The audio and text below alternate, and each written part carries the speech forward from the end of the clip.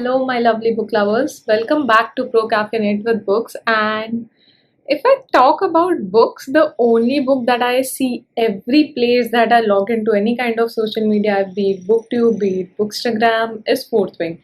And it has been trending on for a quite while now. It's been 2 months.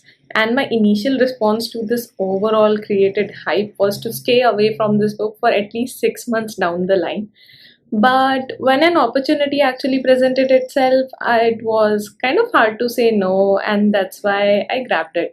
It's now been 2 weeks and over few days since I finished this book, and my thoughts have finally settled in. So, I'm here to share a detailed breakup about this book without divulging into any kind of spoilers for you guys. So, without any further ado, let's dive in. The story is here about Violet Sarangal, who basically wanted to be a scribe with her head divulged inside the books all time and lead a peaceful life. But her mother, who is the general and also the writer, shares that they have a legacy of being writers altogether and orders her to become a writer herself. From there, the whole story starts with her overall journey of entering this whole exam to enter into the academy and train herself as a writer in there, which includes a lot of obstacle paths, dragons, and a lot more things. The best way for me to describe it for you is an infusion between the Targaryen families from the Game of Thrones slashed up with the Poppy War series, which is another Chinese empire series. And I have my reasons to back up the claim that I just gave you. Number one reason, it's an academic institution which basically trains its warriors to defend the realm, empire, kingdom, whatever you want to call it. Number two, there are warriors that have their specialized signet powers like lightning, mind reading, thunder, bolting, shadow, etc.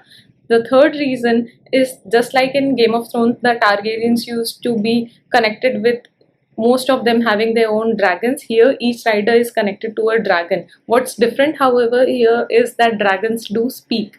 Number four, the revolutionaries who are trying to infiltrate the army camps. And number five, and most important, the battle begins before the overall educational year ends.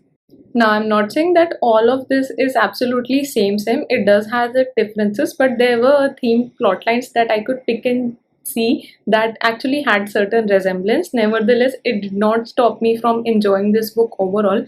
However, I would like to confess that my sole reason for picking this book up was because of the talking dragons. I was infused with the idea to actually experience that in my reading, and I was really excited to do so. And now that you can envision the story better, let me go ahead and tell you what I actually liked in this book. Addressing the elephant in the room first, the talking dragons were throughout the book the most hyped parts that I would like to create a hype as well. And the overall bonding between a dragon and a rider was actually shown beautifully. Number two, Zayden's character was developed really interestingly. He has that morally grey vibe that actually attracts a lot of different troops, and dialogues of one of the strongest, fiercest dragon is kind of the funniest when he talks in Violet's mind, and there are things that he says which are very hilarious at the moment. I could envision him as very strong, fierce, yet sassy kind of a dragon who would give savage responses to any kinds of queries thrown across his way. And the final thing that I liked about this book was the plot of the storyline of this overall book. Though it wasn't something very novel and I had certain glimpses of these plots in other books, the overall execution was done very well, and that was something that was very interesting to read. Now, talking about something that did not really sit up well with me or were kind of a scratchy feel when I talk about this book, one of the major issues that I felt was the writing style. I couldn't connect with it. There were two reasons to it. One, I researched back about the author's background and what kind of books does she write. So it's mostly steamy romances that she has written prior to this, and because of that, a lot of it was infused between the romances and tropes that were shown in this book as well. There was a lot of steamy romance going on, which was smutty romances are not really my thing to read, so it wasn't the best feel. Secondly, I felt that the vocab of this book was not up to the mark of epic fantasy. It was more of a modern fantasy, and this being resold as an epic fantasy did not really make sense. And lastly, I felt Violet's character was portrayed as a bit too horny at times, which was not something I did enjoy because she was shown as fierce, though small but not fragile. And then there's this whole horny side of her which I could not relate to at all.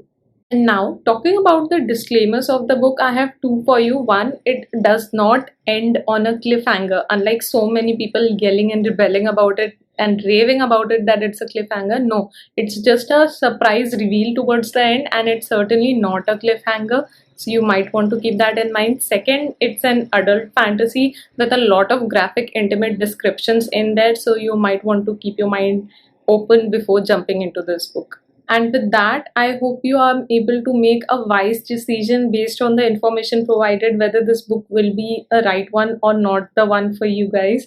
And thank you so much for making so far into the video. If you have made so far, please drop me a dragon emoji into the comments down below, and I will catch up with you next time. Until then, keep your coffees warm and your TBRs long. Goodbye.